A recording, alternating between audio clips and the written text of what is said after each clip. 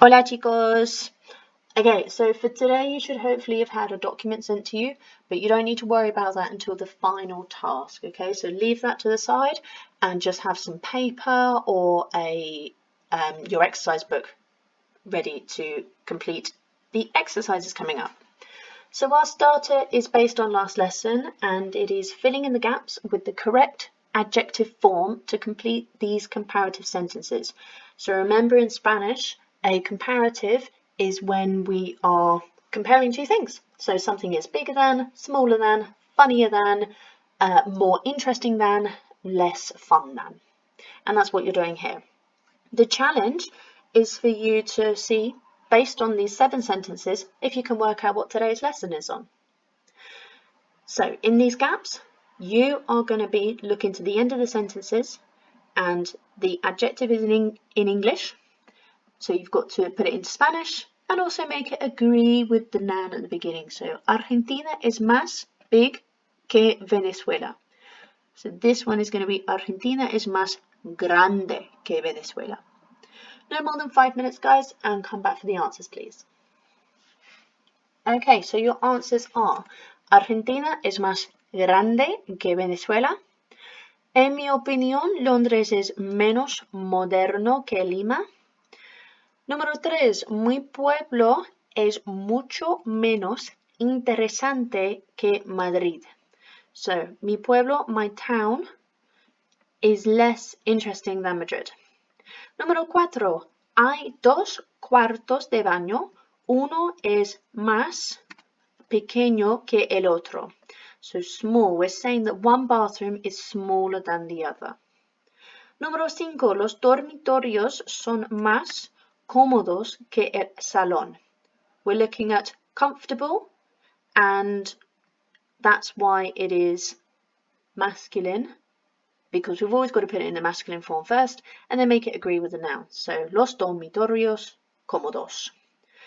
Número 6, los parques de Nueva York son más bonitos que los de Chicago.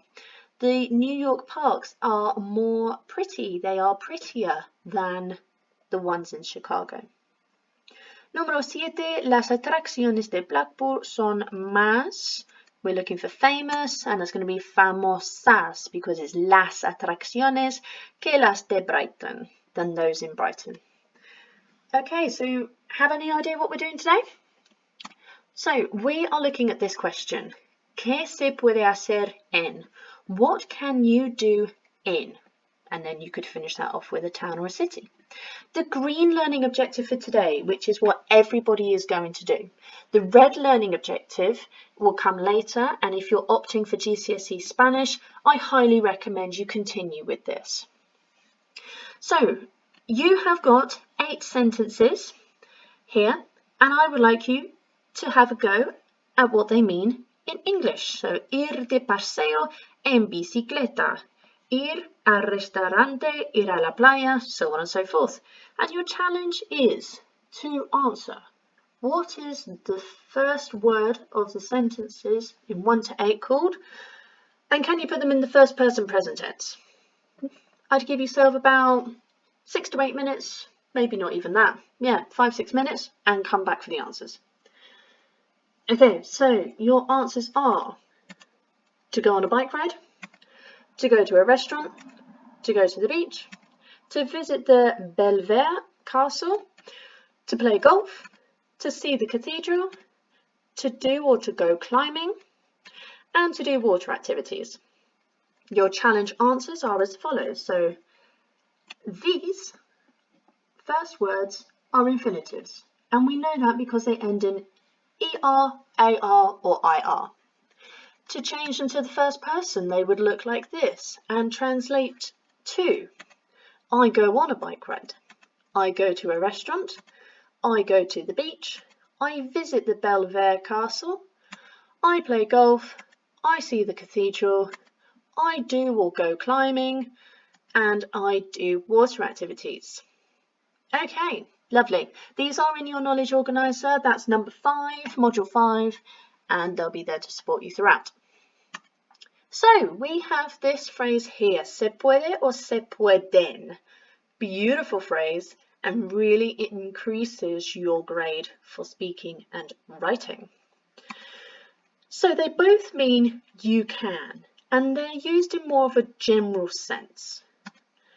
And they have to be followed by an infinitive, which we know is a verb, it's in the purest form, found in the dictionary, translates to something like to sing, to cook, to dance, to eat in English, and they are identified in Spanish with AR, ER, and IR.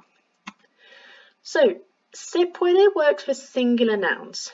Se puede ver la catedral, you can see the cathedral. And se pueden works with plural nouns. And the example we have here is se pueden hacer actividades náuticas. You can do water sports or water activities. Make sure you've got a note of this, guys. And you may actually see that this is very similar to me gusta and me gustan. So remember me gusta to say I like one thing, me gusta el chocolate, I like chocolate. And me gustan is for plural ones, so me gustan las zanahorias. I like carrots. Okay. Can you now translate these phrases into Spanish? Use your knowledge organizer to help. Go back to the previous slide if you need more support. So you've got to decide, is it going to be se puede or se pueden? And can you extend these sentences with an opinion phrase about each activity? Imagine you're trying to persuade people to visit.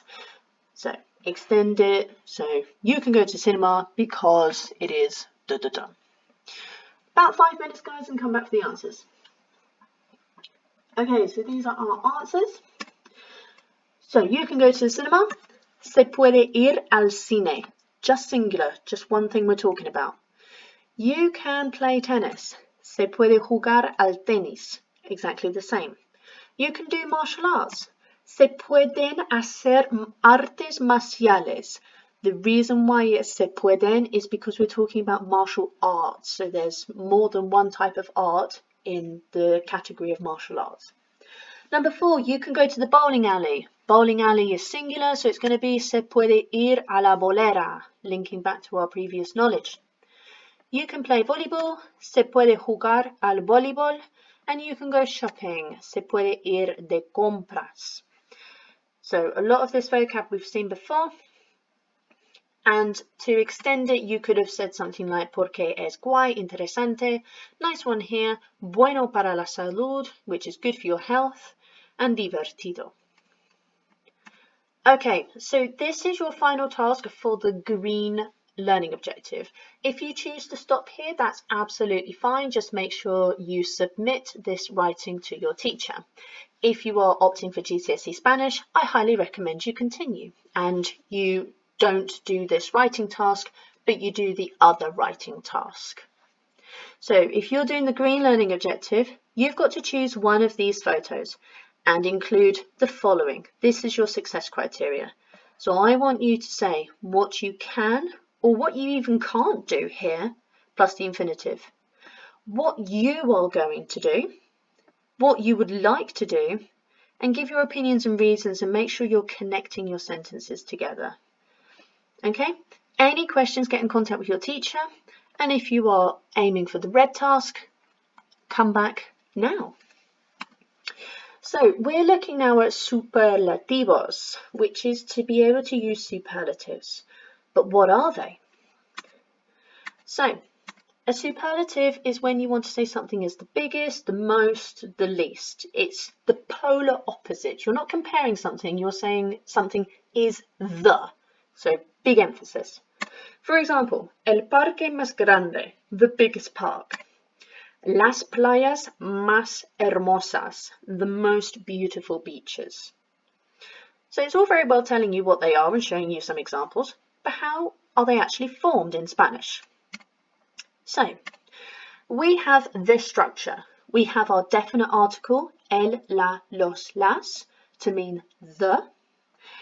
And then after we've said whatever it is we're talking about, we've got to say more or less, más, menos, and then our adjective. For example, el monumento más antiguo. El hotel menos caro. La piscina más grande. So I have my definite article with my noun. So el monumento is masculine singular. And I want to say it's the oldest. So the most old, or more naturally, the oldest monument. And it's antiguo because of it being el, masculine singular. Same for this one here, but it translates to the least expensive hotel because we've got menos. And then la piscina más grande, the biggest swimming pool, or quite literally, as it says in Spanish, the swimming pool most big, or the most big swimming pool. Okay. As I said, adjective must agree with the noun, and this is exactly the same with your comparatives as well that we saw last lesson, so important to have that noted down. You have now got 5 sentences here. We'll do the first one together, but you've got to unjumble them. So this is what I wanted to say in Spanish. Portaventura is the biggest theme park in Europe. I've got all the words for the sentences here, but they're in the wrong order. That doesn't make sense. Parque de Grande Europa Atracciones El Portaventura de Más es. No, no, no. We want it to look like this. Portaventura es el parque de atracciones más grande de Europa. So, Portaventura is first. Is the biggest theme park. So this is our superlative because we're saying it's the biggest. So the theme park, biggest in Europe. See if you can do the other ones for me. You've got all the vocabulary here for you, and you've just got to put it into the correct order. Use this red sentence in number 1 as a model to help you. Okay, so hopefully you are back for the answers. So we've already seen number 1. Number 2, the Sagrada Familia is the most beautiful building in Barcelona. This is very true. La Sagrada Familia es el edificio más bonito de Barcelona. So we know it's feminine singular. Oh, no, apologies. This is feminine singular, but the reason why it is bonito is because it has to refer to edificio, because we're talking about it being a beautiful building. Number 3, San Juan Church is the oldest church in Puerto Rico. La iglesia de San Juan es la iglesia más antigua de Puerto Rico. So, in English, as you can see here, we say San Juan Church, but in Spanish, they say the Church of San Juan. And then is the church most old of or in Puerto Rico. So antigua because of la iglesia. Number 4, La Concha is the prettiest beach in Spain. La Concha es la playa más bonita de España. So bonita because of playa, and más because it's the prettiest. And then the caves of Gibraltar are the most famous caves in the world.